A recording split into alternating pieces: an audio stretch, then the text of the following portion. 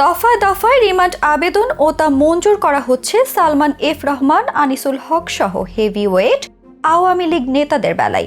তবে এইসব রিমান্ডের নামে কি হচ্ছে তা নিয়ে সামনে আসছে চাঞ্চল্যকর সব খবর। জানা গিয়েছে এসি রুম, বাসা থেকে আনা খাবার, চেক সাইন, ফোনে কথা বলা সহ বিভিন্ন ধরনের সুবিধা পাচ্ছেন আওয়ামী লীগের রাঘব বোয়ালরা।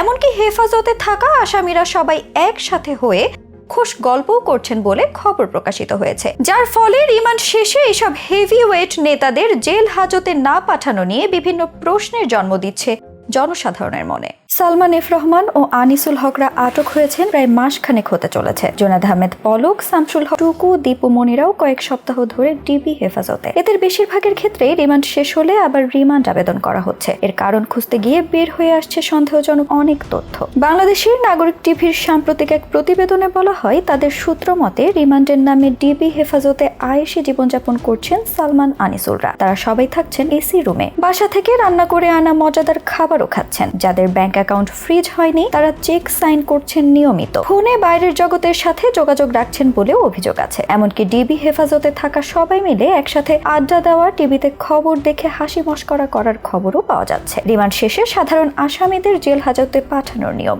যেখানে তারা থাকবেন সাধারণ কয়েদিদের সাথে, খাবেন জেলের ভাত। কিন্তু সালমান, আনিসুল, টুকু, পলক, দীপুমনির ক্ষেত্রে এটা হচ্ছে না। তাদের ক্ষেত্রে বারংবার রিমান্ড আবেদনও মঞ্জুর হচ্ছে। ডিবি হেফাজতের আরামের জীবন ছাড়তে না চাওয়াটাই একাধিকবার রিমান্ড আবেদনের কারণ হতে পারে বলে মনে করছেন অনেকে। এমনকি তাদের রিমান্ডে কি তথ্য পাওয়া যাচ্ছে সেটাও ঠিকভাবে জনসম্মুখে আসছে না, যার ফলে সালমান, আনিসুলদের রিমান্ড নিয়ে জনসাধারণের মনে সন্দেহ বাড়ছে। এর আগে প্রথম দফায় খবর এসেছিল ডিবি অফিসে যে খাবার রয়েছে সেগুলোই খাচ্ছেন সালমান ও আনিসুল। বিজনেস মাফিয়া সালমান পছন্দ করেন চিকেন জাতীয় খাবার। প্রথম শুক্রবার তিনি মুরগি ও ডিম খেয়েছেন, আর সাবেক আইনমন্ত্রী আনিসুল হক পছন্দ করেন মাছ। তিনি ডিম ও শিং মাছের ঝোল দিয়ে খেয়েছেন। খাবার তালিকায় আরো আছে সকালের ডাল, রুটি, সবজি এবং দুপুরে ও রাতে ভাত, মাছ, মাংস, ডাল, সবজি। ডিবিতে তাদের রাখা হয়েছে সাধারণ অপরাধীদের মতো। এক্ষেত্রে তারা কোনো বিশেষ সুবিধা পাচ্ছেন না। তাদের চাহিদা অনুযায়ী ওষুধ ও কাপড় চোপড় বাইরে থেকে দেওয়া হয়েছে। এছাড়া ডিবির হাজতখানার ফ্লোরে ঘুমাচ্ছেন দুজন। কিভাবে তাদের সময় কাটছে জানতে চাইলে পুলিশের এক কর্মকর্তা জানান, বসে থাকেন, ঘুমান, খান এবং নামাজ পড়ে সময় কাটান তারা।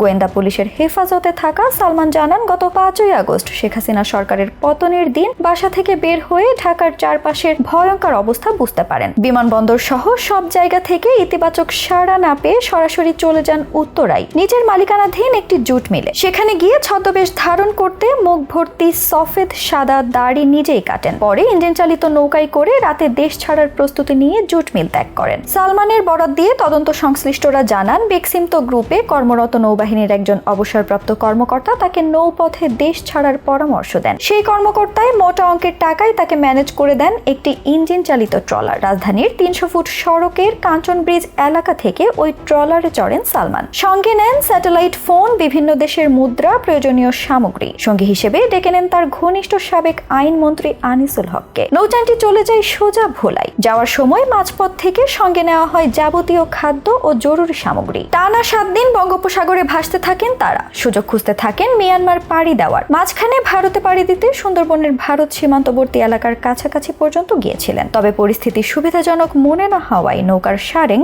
ফিরে আসেন ভোলা এলাকায়। সিদ্ধান্ত নেন মিয়ানমার পাড়ি দেবেন। কোস্টগার্ড সদস্যরা শুরুতে সালমানকে চিনতে পারেননি বলে দাবি করেছেন সালমান। বলেছেন, শেভ করার পর তিনি নিজেই নিজেকে চিনতে পারছিলেন না। কোস্টগার্ডের সদস্যরাও তাকে শুরুতে চিনতে পারছিলেন না। তারা প্রথমে আনিসুল হককে চিনে ফেলেন। জিজ্ঞাসাবাদের এক পর্যায়ে আনিসুলই কোস্টগার্ডের সদস্যদের সালমানকে চিনিয়ে দেন। তবে আটক হবার এতদিন পরেও সালমান, আনিসুলদের জেল হাজতে না পাঠানোয় জনগণের মনে যে সন্দেহের সৃষ্টি হচ্ছে সেটা দ্রুত করতে প্রশাসনের পদক্ষেপ নেওয়া উচিত বলে মনে করছেন অনেকেই।